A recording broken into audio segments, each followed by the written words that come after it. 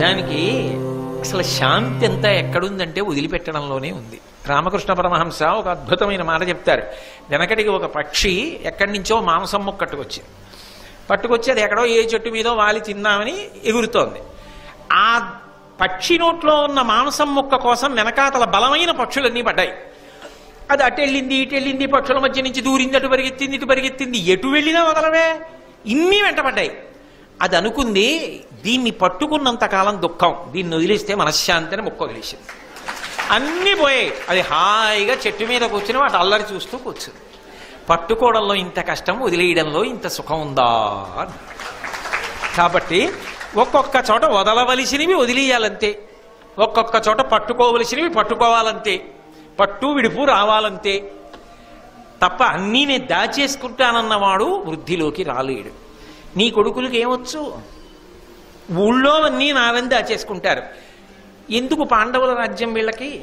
పాండవుల రాజ్యం వీళ్ళకే కావాలి, పాండవుల ఐశ్వర్యం వీళ్ళకే కావాలి, పాండవులు మైసభ కట్టించుకుంటే వీళ్ళకే కావాలి, అన్నీ వీళ్ళకే కావాలి. అందరూ ఏడవాలి, నేను ఒక్కడే బాగుండాలి. పొద్దున్న లేచిన దగ్గర నుంచి అవశ్యాన్ని శరీరాన్ని అందరి డబ్బు నాకే రాని, ఇదే ప్రార్థన. ఇంకేం బాగుపడతారయ్యా? ఈ త్యాగం లేనివాడికి అభ్యున్నతి ఎక్కడి నుంచి వస్తుంది? ఇప్పుడు చెప్పు. అది పాండవులైతే ధర్మం కోసం ఏదైనా వదిలేస్తారు. కట్టినా మైసభ కట్టారు, రాజసూయం చేసి దక్షిణలు ఇచ్చినా ఇచ్చేస్తారు. అశ్వమేధం చేసినప్పుడు ఇచ్చేలా భూమిని అంతటినీ తేనూగలరు, ఇచ్చేయనూగలరు. రెండిటి యందు సమభావంతో నిలబడి కీర్తి సముపార్జించగలరు.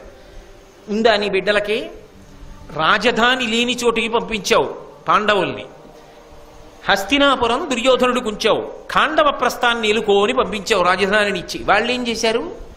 మయుణ్ణి పట్టుకుని ఇంద్రప్రస్థాన్ని నిర్మించారు. పన్నవులకు, గంధర్వులకు, యక్షులకు కూడా లేని రాజధాని నిర్మించారు. ఏం చేశావు? ఏడిచి మళ్ళీ దానికోసం ప్రయత్నం చేశావు. వాళ్ళతో మాయాజూదం ఆడావు, వాళ్ళ అరణ్యాలకు పంపించావు. అన్నీ నాకు కావాలని ఏడిపే వాళ్ళు తమ ప్రజ్ఞ చేత ప్రజలు సుఖపడడానికి ఏర్పాట్లు చేస్తున్నారు. వాళ్ళకా అధికారం ఉంటుంది, నీకా అధికారం ఉంటుంది? ఎలా ఉంటుంది? 4 లక్షణములు నీ బిడ్డల యందు లేవుగా.